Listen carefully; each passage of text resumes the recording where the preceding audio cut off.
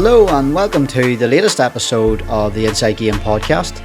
Before I introduce today's guest, this episode is in association with Raymond Waters at the Old Coach Inn Castleblaney.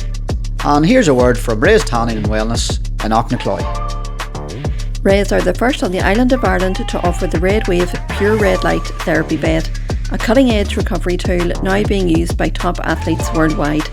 Whether it's muscle soreness, inflammation, joint stiffness or speeding up overall recovery, red light therapy is becoming a genuine game changer. So if you're training hard, coming back from a knock or just wanting to stay injury free, call into Rays and experience the benefits for yourself. Rays Tanning and Wellness, helping athletes recover faster, perform better and stay in the game. Welcome everyone to the Inside Game podcast. Please remember folks to give the Inside Game a like, a follow, a subscribe, a share on all the platforms, Facebook, Instagram, TikTok, YouTube and Spotify. It really does help to keep the podcast coming. So episode number 28, and today I welcome on a former County Louth player who has been a great servant for Louth football for many years. So Darren Clarke, you're very welcome on the show. How's it going? All good, Gary. Thanks very much for having me. Darren, look, we're of course going to talk about the upcoming round 2A match between Louth and Armagh. But look, before we get into that side of things, I always like to ask the player or ask the guest a little bit about themselves and yourself being a former Louth player. Look, you played for Louth for around about 10 years or so, from the early to mid-noughties onwards. And do you know, if you maybe want to talk a little bit about that, Darren, your fondest memories and things like that. Yeah, I suppose look at the great memories. Anytime you represent the county is a great honour and that, Gary. So yeah, played at Louth for 10 years, obviously come up through the ranks there with the underage and then into the minor 21s, and I suppose the next progression is senior. So I was lucky enough to play with the county there for over 10 years, and you know, I suppose we had our good times, not so good times in that, but yeah, I really thoroughly enjoyed it. And Louth's a great footballing county. Like there's some great clubs, and you know, the county as well, where we had a bit of success down the year as well with leagues and whatnot. We had a bit of the Talton Cup, I suppose, in 06 as well, with the Tommy Murphy was called back in the day and that, and we unfortunately lost the Leinster final in 2010. But yeah, good innings, Gary, good memories, and make great friendships out of it too. Like that 2010 one was that was an interesting one. You were involved in the squad in those days, yeah? Yeah. It's not something you want to bring back up, but I suppose last year the hatchet was buried on that one, and maybe the less said about it, the better. And that Tommy Murphy Cup, you said that was the equivalent of the Talton Cup. So Louth won that back during your playing days there. Yeah, we won that actually 2006, I think it was. We beat Leitrim in the final in Croke Park, so that was good. We got a bit of a trip out of that to the States as well. So there were all good memories back in the day. And what about that trip to the States? Was it eventful, good? What was just a nice breakaway, or what way did it go? Yeah, well, there was a kind of tournament on in Boston. There was a Irish kind of cultural weekend. So I think after the back of us losing the Leinster, the GA decided to give us a trip away. Maybe it was a way of saying we shouldn't have happened what happened, but yeah, we got away anyway, and it was a good weekend. We played a combination of teams across the States, and I was involved at the time with the Leinster team as well, and we ended up being out there the same weekend. So it was a great weekend overall. And another question, the commitment involved in your playing days compared to the commitment that you see sort of the players putting in now, how do you think it compares, Darren? I look at it like, I suppose, you know, it was always kind of busy. Like you were always kind of doing your S&C piece. You were looking after back in their day as well. Like, and you know, the commitment was very strong. Like it was, you know, you're doing your 3-4 nights. But I suppose from looking at all the analysis that comes into the modern game and that, Gary, it's probably wild where there's no real end to the commitment that there is, and it's not just boots on field, but it's kind of more or less, you know, all the bits you have to do outside it. You know, the analysis side of things is taking over the game massively. I suppose the new rules, the teams getting used to that as well is a big one. And yeah, like I see even a couple of lads locally there in the club and that is involved, and you see the commitment that's in it. It's fairly tough going, fairly time consuming and that, you know. Now, I suppose you get the rewards out of it as well. It's a great honour. There's opportunity comes up within representing your county as well for a lot of guys. But yeah, definitely the commitment levels are a lot, probably more full on at the moment, you know. Your club, Darren, was RD locally, and you also played a bit of club football in Dublin. I'm right in saying you won a couple of championships towards the end of your career with your club in RD there. Yeah, we lucky, Gary. We had got to a couple of finals, and I suppose we were unlucky on the opposite side of it at times. Straight my time playing with the club and that, and it was always a tough cross to carry. Losing finals is never nice and never easy in that. But we got a good crop of young lads coming through towards the latter end of my career, and a lot of the lads that are currently on the Louth team. In fairness, the great lads, and the introduction of them with the club and that, with a few of the older guys that stayed on, the blend was good, and we were lucky enough to win.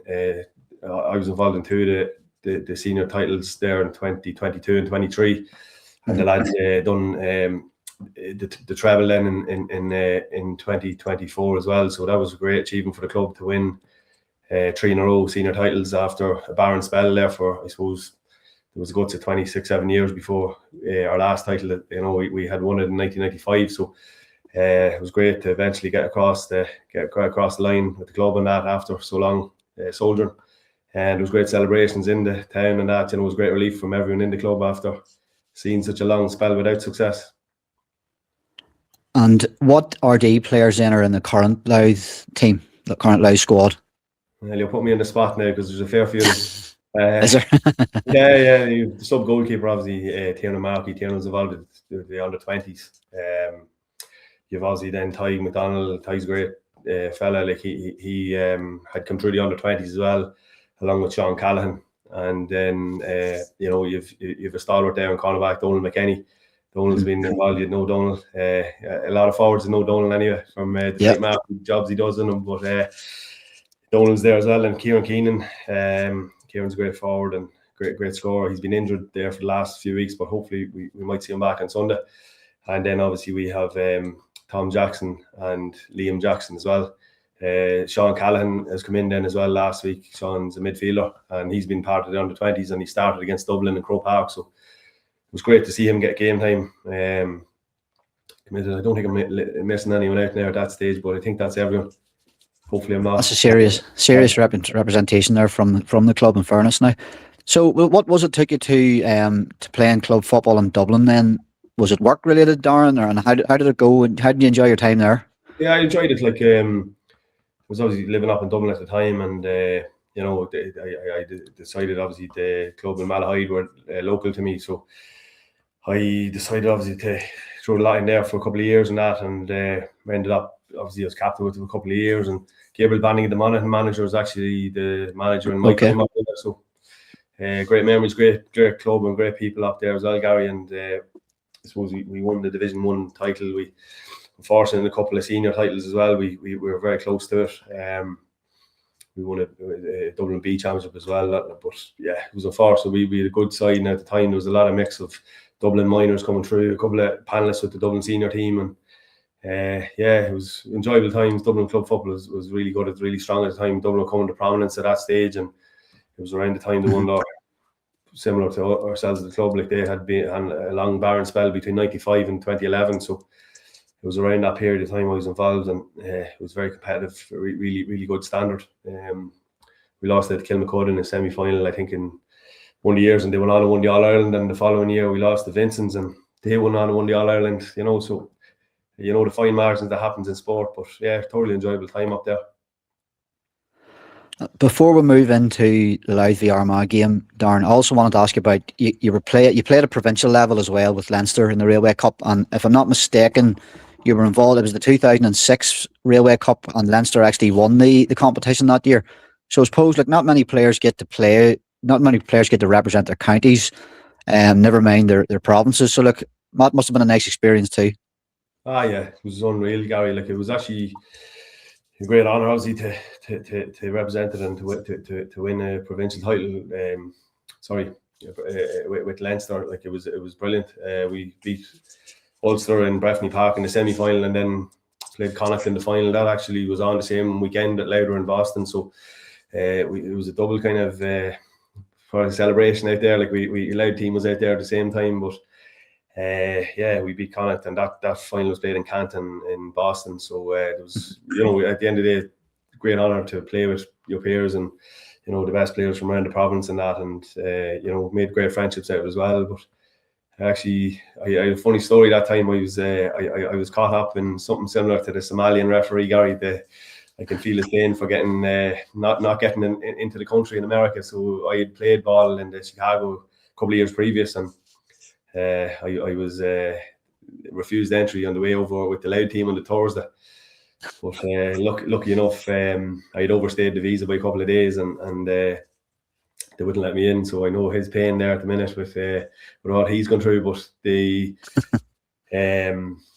lads were great. Like the Minister of Foreign Affairs was at the time was a Loud man, and he was based in Loud. So Eamon McEnany was involved, and Eamon touched base with him, and he was able to sort me out with an emergency passport, as I say, the next day. So I flew out the Leinster team on the Friday, and lucky enough got to enjoy the weekend with the lads, and then had a bit of success out there as well, which was great.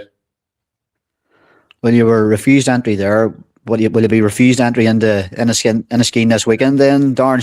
Surely a former player with a great servant like yourself isn't going to be held back from getting into this one. Yeah, well, I thought that was the caveat with coming on board here today, Gary, with getting 2 free tickets. Is that right? If I had them, I'd give you them, of course I would. They're hens teeth, in fairness, Gary, and it's going to be some atmosphere now. I know that Loud made the decision to go to Inniskeen, but right or wrong, I suppose the management and the players decided that this was maybe going to be their way of kind of saying, look, lock it down, and they've had some good success in Inniskeen, the Loud team, over the last number of years. They have some good wins down there in Championship and League, so they obviously feel that that's the best place to play Armagh. Now, it's not ideal for the supporters because, as you reckon, with tickets, I was talking to a lot of people today, and they're hard to come by, so you're going to see a lot of disappointed heads not being able to get in from both Armagh and Loud. So I don't know how that fallout that's going to be, but I'm sure anyone that gets there, it'll be an unbelievable atmosphere. Just a shout out and a thank you to Raymond Waters at the Old Coach Inn, Castleblaney, for the continued support of the podcast. If you're ever in Castleblaney, or even if you're not, why not visit the Old Coach Inn for a fine dining experience and entertainment in their friendly bar and lounge. That's in the Old Coach Inn, Castleblaney. Well, look, the Loud were given the home draw, and that means they had the option to nominate the venue. The CCCC also had the option to review based on one of the rules in the official guide. They decided not to do that, and rightfully so. Look, the game goes ahead in Loud where they wanted it. But would you personally, Darren, have preferred it in a bigger ground, just the fans in from both sets of supporters, or are you kind of on board with the decision that the management and the Loud County Board have went with here?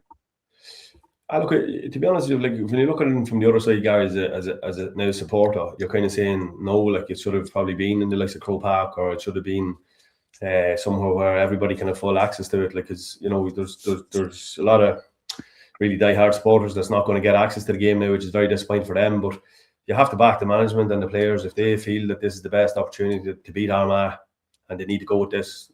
I suppose us as supporters have to kind of say that this is where it's going to be, and unfortunately back them with that. The pubs will probably do well out of it. I'd say the pubs are all going to be packed with people getting in, and it's a way of probably meeting up outside it, because the allocations are very low. Like, I think that Armagh only got 3,500, maybe Loud got 3,000, and then there's sponsorship elsewhere. So I suppose from a player's point of view and a management point of view, Loud have kind of put their neck in the line with saying that this is what they want to do, and full credit to them, and I'm sure that they'll have full confidence going into the game where it's been played on Sunday. Well, I was listening to another podcast earlier in the week, and something came up on it was the dimensions of Inniskeen. I think it was Cahar O'Kane actually said it, and he said that the dimensions are similar to Croke Park, and Armagh have actually trained in Inniskeen quite a few times over the years purely because of the dimensions of the pitch. So I looked it up, and Croke Park is 145 metres long by 88 metres wide, and according to the source I could find, 145 metres long for Inniskeen by 90 metres wide. So very, very similar indeed. Do you think is there an advantage to anyone in that regard then? Obviously Loud, they're used to the field, but Armagh maybe have trained in it a bit, and they're, those dimensions of the pitch make it that bit bigger for Armagh's running game. I'd say you might want to measure the pitch on Sunday, Gary. It might be narrowed in. So, I suppose the likelihood is Loud, it's in Loud's kind of hands to do what they want to do with the pitch, and I suppose you might see it being slightly narrowed in, or whatever way that might be, because obviously the running game Armagh play at the minute is absolutely breathtaking. Like the attacking play, You know, the conditioning that the Armagh have about them, some of the score lines they put up this year has been phenomenal. Like they really are in a good place. Albeit that, like, you know, they had a couple of games where there were tight calls within Tyrone and the Monaghan game going to extra time. But yeah, it's definitely something that you know, Louth look at.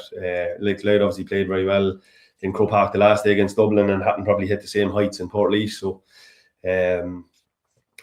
but yeah, definitely the threat that Armagh have from an athletic point of view and a condition point of view, it will probably mean that Louth will narrow in the pitch on Sunday. Let's see. But let's look at Louth football a bit here and where it's got to in recent times, Darren. So someone like myself looking in from the outside, all I can see really is a positive trajectory. You know, back-to-back Leinster finals, 24 and 25, and winning it last year. And yes, there was probably a bit of a drop-off after the Leinster final last year, but 2026 has been largely positive in the league and in the championship so far, 2 wins out of 3. Louth, they're moving in the right direction, Darren, it would seem. Yeah, no, definitely. Like getting to I suppose it takes a road to go to look at the last couple of Leinster finals, and obviously playing against a couple of years back when they got to their first Leinster final, they were playing against a stronger Dublin team that probably is there now. And it was probably on the back of playing them games and being involved in such a great occasions that led to the success for last year. And obviously Meath done us a favour with beating Dublin in the semi-final. But then, you know, you look at then to get the monkey off our back this year, beating Dublin for the first time in, I suppose, it's over 50 years, was a massive plus for the current crop because, you know, but I suppose it's all stemmed, Gary, a bit from maybe underage, you know, like under 12. Louth minors obviously going really well, like win you know, Leinster last year with the 20s, and then obviously playing Tyrone in the All-Ireland final. So the quality of player coming through has been really good, and competing then with teams similar level to you, like, you know, the likes of the Meads and Dublins and Leinster at underage, and, you know, having success as that has led probably to where the lads are today. And, you know, I've seen it with the club as well, with the couple of lads that came in that, you know, had so much success throughout underage careers that winning kind of becomes a habit then, and the guys that's been there a long time kind of feeds into them to say that, you know, that this is what it's at, and they've no fear really playing. They play with no fear, and they really drive things on. And the guys that's been there a number of years really piggybacked off that to allow them to kind of come to a new lease of life as well. So yeah, no, it's in a good place. And I suppose looking at club football as well in the county, it's strong. Like, you know, the Louth leagues will be taken very seriously. You know, we're not far away within Armagh as well, and there'll be a lot of cross-border challenges taking place. And you know, Louth teams are well able to compete with other club teams from the bigger counties, you know. Well, look, Louth's championship this year so far, beat Wexford in the first Leinster championship match, but since then they've only played Dublin twice. 2 very, very different games, 2 very different outcomes. So I'm sure you'll agree the first outing against Dublin was a bit flat on the day. Second meeting in Croke Park, though, excellent performance, particularly in the second half. So, like, what have you made of the season so far then, Darren, for Louth? Yeah, I think like Louth will be happy. Like, obviously a rocky start. The start of the league was probably, you know, I think it was lost at Cork. I was up in that game in Drogheda, and Cork were far the superior team. Like, Louth played second fiddle for most of the game. You know, but then picked it up with some great wins in the league. Like, we played Derry and RD, and my home club in RD there, and played Tyrone there as well and beat them. Like, you know, they were massive wins. Like, so when you look at that, you know, the guys who come on so much to be able to compete with the likes of Derry and Tyrone and that, and, you know, at one, like Derry were poor that day, and Louth kind of dominated that game and were comfortable in the win. And then obviously the Meath game kind of got out of hand in the first half. Meath took a serious lead, but the reaction to the Louth team and how they rallied in the second half, I think, gave them great impetus and belief. Then that was after the Cork game, so they were on kind of a little bit of a low in confidence going into that game, but how they rallied in that second half. And, you know, a lot of people would say only for Jack Flynn's 2-pointer, you know, you should have won the game. So that then kicked on in the league to the Derry and Tyrone success. Obviously then went over to Cavan and beat Cavan convincingly. Kildare game as well in Newbridge, they seen off Kildare fairly comfortably. So finished the league very strong and unlucky not to get promotion. So finished third in Division 2. And then you look at the championship, it was then in the game and again Wexford in Dr. Cullen Park, and like Louth held off Wexford with one arm at that stage. Obviously for the first 15 minutes it was, you know, nip and tuck, but from there Louth took over full control, and they've been controlling games very well. Like Gavin's done serious work there with the team, and I suppose at any management team or any stage of the season, you need that little bit of kind of luck with a bit of a win there or whatever. And I think that them Derry and Tyrone games, you always point back to that, where the two tough teams coming down your home patch, and to win them games give the lads great confidence to kick on. And good win against Wexford. And unfortunately, as you mentioned there about the game in Portlaoise, it was disappointing how flat the performance was, because I suppose Dublin wrote off because of the fact that they played poorly against Wicklow. But in first round games, it sometimes can happen like that. Ockham's a tough place to go, and a lot of people wrote off Dublin, but they were full value for the win that day, and loud rapport, and they'll agree to that themselves. But to bounce back and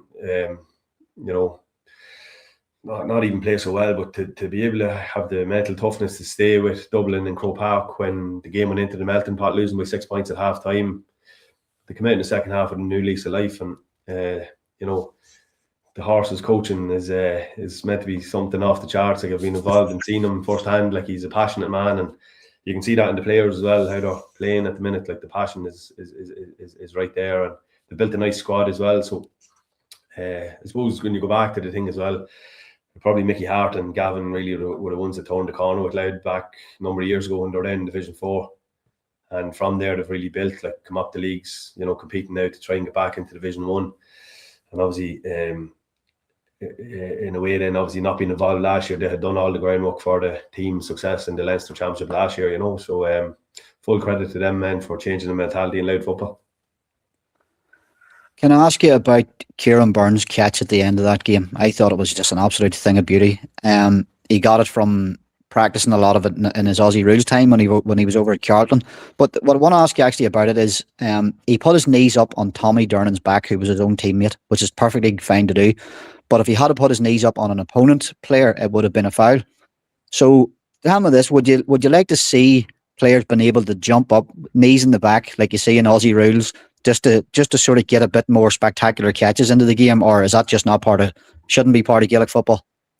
No, I think it should. Like, I think you can see the reaction from the crowd, the time in the stand, and in fairness to Casey, he's been through the middle. It's delighted to see him doing so well, because he's a great fella, and his injury profile has just been shocking. Like, I don't know how he stayed at it. Like, he's had injury after injury with ankle and then knee. So for him to do what he done and get the day in the sun there was brilliant. Like, and the catch was phenomenal. He had a great impact in the game, like kicking 3 points, and it was probably the stage as well in the second half where Louth needed somebody to take the game to Dublin, and his impact was phenomenal. But yeah, the catch at the end was something else. He and even the reaction after, that little bit of a kind of swagger and style, I loved it. Like, what I mean, and the crowd loved it. Like, you could see the buzz on the day as well. It was phenomenal. Like, but yeah, like, why not bring it back into the game? Like, at the end of the day, high catching, high fielding, the same as the 2-point kicking from play. The new rules is brilliant. Like, so it definitely should be something that's brought into the game, because it's such a spectacle. Growing up watching the likes of Darren O'Shea, Brian Fenton, and obviously newer years, but the quality of that high catching can't go underestimated. So it would be great to just let it flow around the middle, like when the ball's kicked out, because an awful lot of the ball nowadays is to that area. So instead of, as McGeaney says, the piggery around the middle of the field, why not let's see the ball being piggery up in the skies, like, and see catches like Casey's happening a bit more often. Yeah. You've probably already touched on a little bit about Armagh here, Darren, but if I was to ask you a wee bit more about them, Ulster champions for the first time in 18 years, 5 wins from 5 so far in the championship. Look, in Armagh, we're well aware here, that bigger tests are ahead of us than what there have been behind us, and that starts with Louth this weekend. But what have you made of Armagh so far this season then? Well, obviously, like, looking at the league form, and obviously looking back on it, Kieran tried out a lot of fellas in the league to see where they're at and building the squad, I suppose, like everyone does for a championship.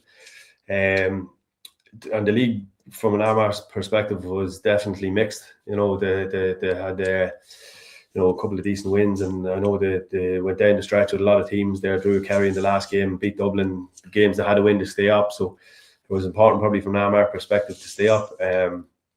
But again, full focus, I'm sure, from Kieran was on the Ulster title, and was delighted to see him get the Ulster title after so many years, because what McGeeney's done with Armagh has been phenomenal. Like, to be like, I'm doing a bit of managing there myself the last number of years and that, and what he's done to rebuild squads and to keep the faith and, you know, to put the foundations in Armagh to eventually, you know, go and win that All-Ireland for the first time in 20 odd years was phenomenal. Like, you know, and the longevity of his managerial career and the guys he's bringing in around him, the players he's building, it's a credit to him, you know, and it's a brilliant where he has Armagh in the place he has them at the minute. Their championship, I suppose, your championship has been mixed to a certain degree. Like, obviously, been taking the extra time in 2 games has been probably something that you wouldn't have foreseen. Like, for looking from an outside in, I would have said that you would have, you know, obviously been building for later on, as you said, the bigger games would have come. But I would have felt that you would have looked after these teams a little bit more easier, and maybe that might give Louth a little bit of hope on Sunday to stay in the game, you know, as long as you can, and maybe curtail that fast flowing attack, because it's shown in the last couple of championship games that are there to be maybe not got at, but from a defensive point of view, there could be slight vulnerability there piece. So yeah, but like, I suppose the reaction then in the extra time against Monaghan to win the game convincingly, and same with Tyrone, and then the scoreline put up against Down was something else like that. Like, I think your average for the league, for the championship, has been up at 33 scores like per game. Like, it's phenomenal from attacking point of view, and I suppose you're utilising the new rules to such a degree. Like, the attacking play has been breathtaking from an Armagh perspective. So that's definitely a worry that Louth will have to probably manage, you know, more possession of the ball and not give the ball away cheap to allow that fast transition happen. Because you've players that'll kind of punish Louth from all angles if let be on Sunday. Well, I'm going to ask you for your prediction here just to wrap things up, Darren. You can give 2 predictions: one if the field stays at the normal width, and one if it's narrowed into 70 metres wide. I suppose I do believe that from a Louth point of view, you know, the lads will believe in themselves. Like, you know, coming off the back of a big win against Dublin, you know, and I think obviously they'll utilise it in the scheme, narrow the pitch in, and you know, I do think that Louth will definitely be in the game going down the stretch. I think that, you know, be hopeful from a Louth perspective that we can bring it all the way, like, you know, and you know, guys are going to have to step up from a Louth perspective to a different level they've probably never gone to, because I think this is going to be their biggest challenge as a group over the last number of years. Like, we haven't ever played each other. I think, would it be ever? Never in championship, no. So it's going to be a different level, different test, you know, and obviously with the border being so close and the familiarity there is with from the South Armagh into North Louth and that, there'll be great bite and great buzz around it. Like, we normally play, I'm in the Meath border, so we'd normally the rivalry over here between Meath and Louth, but there's always been kind of friendly kind of rivalry between the Armagh and Louth over the years, even in being involved in a lot of league games and that, and I do believe that Louth have a chance. So I'm hopeful that you know, the home venue, the lockdown and the kind of siege mentality might kick in, and you know, Louth will definitely bring it down the stretch, and please God will be in with a chance in the last few minutes to see out the game. No, I think Louth are definitely in with a chance. I'll tip my hat towards Armagh as my own prediction, but I don't say it with any. I say it with a cautious optimism, really, more than anything. Louth are definitely a good team. Some quality players in that team, Darren. It's a real credit actually what they've built over the last few years. And I saw them in the league a couple of years ago, and I think it was the very first game in 2024 in the Athletic Grounds. And I actually really took notice of them that night. I thought they were very good. Most of those players are still about now, and they've improved. They're 2 years further on, and they're improved 2 years as well. So Louth absolutely have a good chance here, Darren. So look, best of luck to both teams at the weekend, and really appreciate you coming on. And thanks for your time, Darren. Thanks so much, Gary. Great to talk to you.